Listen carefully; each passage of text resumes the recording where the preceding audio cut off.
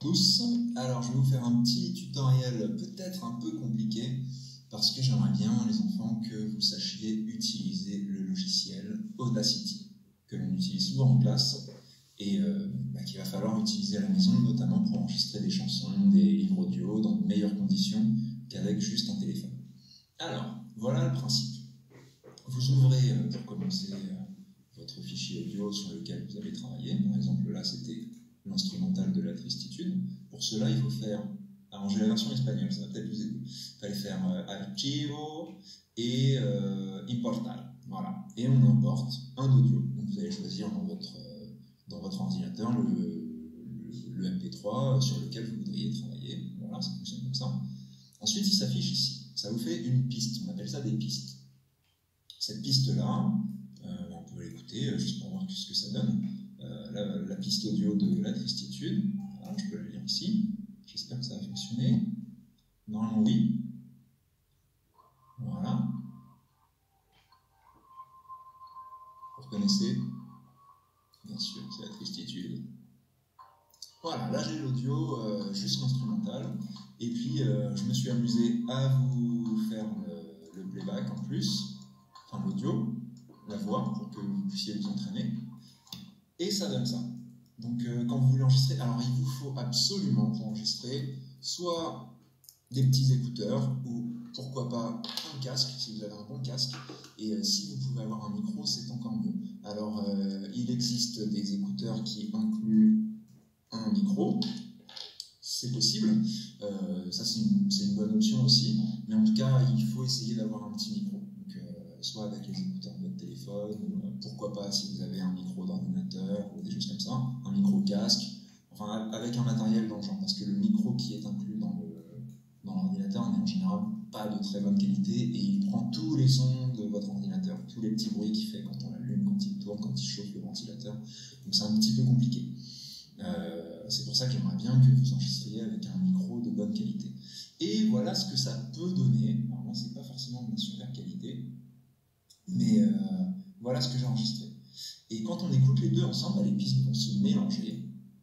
Donc pour enregistrer, c'est comme d'habitude, c'est ce petit gravar. Et puis on peut écouter ce que ça donne un petit peu les deux ensemble. Ne vous moquez pas de la voix du chanteur, il chante très bien.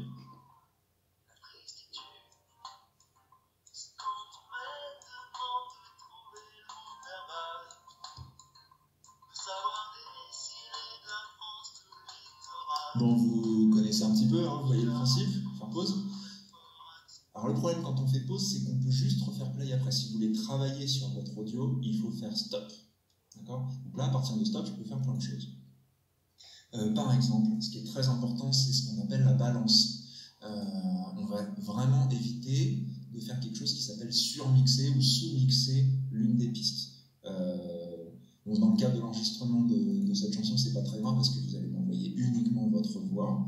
Mais si vous voulez par exemple voir ce que ça donne et essayer de faire un mix correct, il va falloir travailler sur ça. Vous voyez le petit moins, le petit plus, on va essayer de mixer. Donc là il y a le gain, en espagnol je ne savais pas que ça s'appelait ganancia, en français on appelle ça le gain. On va gérer le gain, c'est un peu comme le volume si vous voulez. Le problème c'est que si je mets un gain trop fort, ça va nous casser les oreilles et on va avoir... Ça c'est horrible, ça devient tout rouge ici, donc surtout pas faire du gain trop élevé. En général, les audios qu'on vous donne ont un gain assez élevé parce que c'est des enregistrements professionnels, donc il ne faut pas hésiter à le baisser. Vous voyez, là je suis à moins 22, moins 23. C'est le cas aussi du micro que j'ai pris ici. Si je mets ma voix trop forte, elle va être surmixée.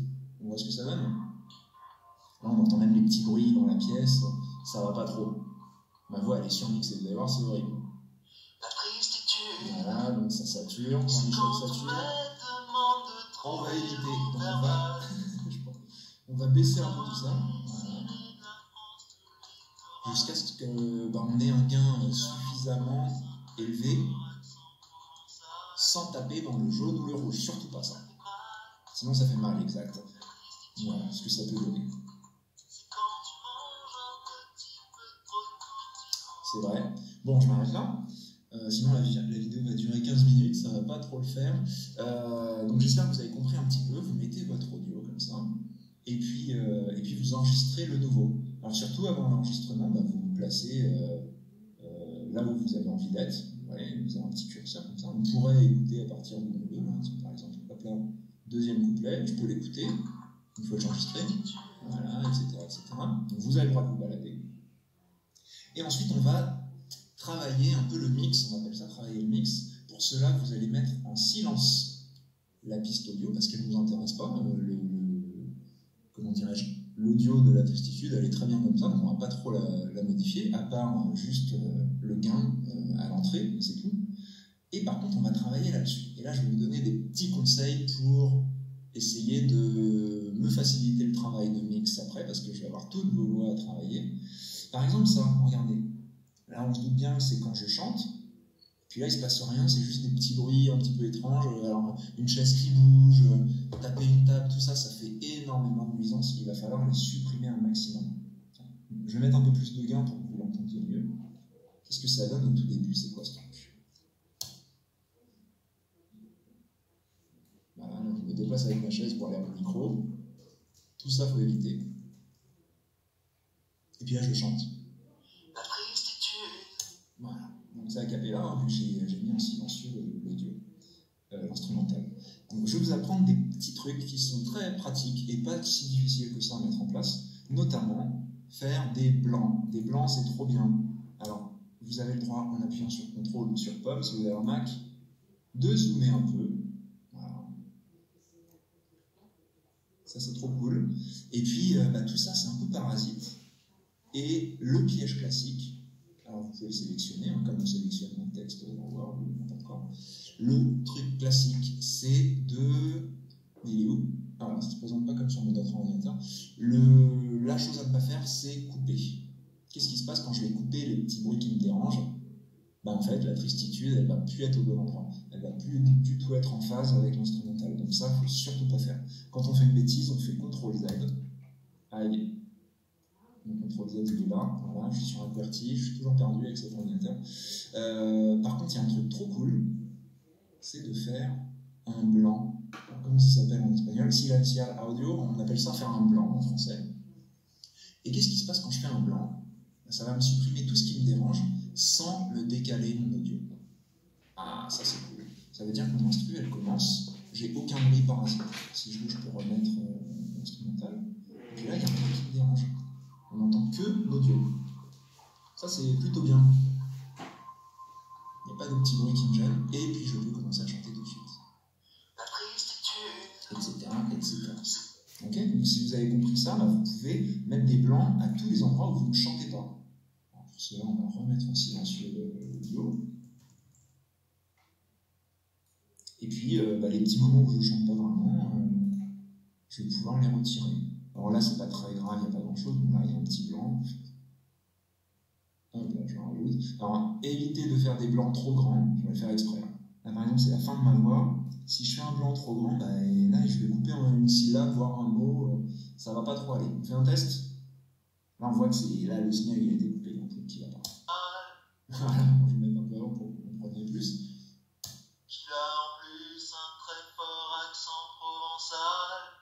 Ah, on entend vaguement le provençal, mais on sent que l'œil a été coupé. Et bien ça, on va éviter. CTRL-Z. Ça, j'en veux pas. Je veux entendre provençal jusqu'à la fin. Provençal. Et ça fait mal. Alors, pareil, moi j'ai tendance à beaucoup inspirer avant de chanter. Ça fait un peu de bruit. Si vous voulez, vous pouvez les retirer. Moi, je sais que je le fais quand je fais des audiolivres, des choses comme ça. Et on peut écouter. Ça fait rire tout le temps les enfants. Voilà. On peut le mettre en boucle. Donc cette inspiration, elle ne sert à rien. Je vais mettre un blanc par-dessus. Et maintenant... Et ça fait mal. Voilà. Et ça fait mal sans le... Et ça fait mal. Ok? Qu'est-ce que je peux faire? Alors là, je peux dézoomer un peu. Donc CTRL et je fais... Alors pour travailler sur Audacity, il vous faut absolument une souris. Ça n'est pas possible de travailler sur Audacity avec un pad. Parce que quand vous les sélectionnez, zoomer, c'est impossible. Alors vous savez que j'aime pas trop les pads en général, mais alors là, c'est pire que tout. Vous devez vraiment travailler avec une souris. Voilà, donc là, tout le refrain que je n'ai pas chanté, d'ailleurs, si vous avez envie de le chanter, vous pouvez le faire, mais tout le refrain, moi, je vais mettre un blanc. Et pour ceux qui auraient chanté le refrain à la toute fin, on peut mettre des petits effets. Alors vous sélectionnez une zone, et ben, il y a plein d'effets, et il y en a un qui est très bien. Alors comment il s'appelle en espagnol? Je ne vais pas le trouver. En anglais, ça s'appelle fade out. Ça doit être réduire. Non. Ah, je sais pas. Mince. Je vais essayer de trouver comment ça s'appelle en espagnol. C'est pour faire baisser le son petit à petit. Je suis désolé, je ne sais pas comment ça s'appelle en espagnol. Peut-être que quelqu'un pourra me le dire dans les commentaires si vous voulez. Et je pense que ça pourra le faire. Mais là en espagnol, je suis désolé, je ne sais absolument pas comment ça s'appelle. Il n'y a pas de fade, il n'y a pas de truc comme ça. Je sais pas. Ah, desvanecer progressivamente, ça c'est possible. Ça vous permettra, si vous chantez le refrain comme Oldelaf, de baisser votre voix à la fin. Mais ça, je le ferai plutôt moi, ne vous en faites pas. Moi, ce qui m'intéresse, c'est surtout vos voix bien enregistrées, bien en rythme, pas saturées, donc surtout pas le micro qui vire au jaune, orange et voire rouge. Ça ne doit pas trop faire de pics. Là, j'ai quelques pics, mais ils ne sont pas saturés, donc ça va à peu près. Surtout évitez bien de faire ça. Et puis réduisez vos petits bruits en mettant des blancs, des silences. Voilà, ça c'était un premier tuto, je vais m'arrêter là parce que sinon c'est très long. Et j'espère que vous allez pouvoir commencer à vous amuser avec ce logiciel qui est gratuit. Donc on en profite. Il offre plein de choses intéressantes. Et vous pourrez faire des audios d'assez bonne qualité. Et on pourra faire l'audio de toute la classe en bonne qualité. Allez, bon courage!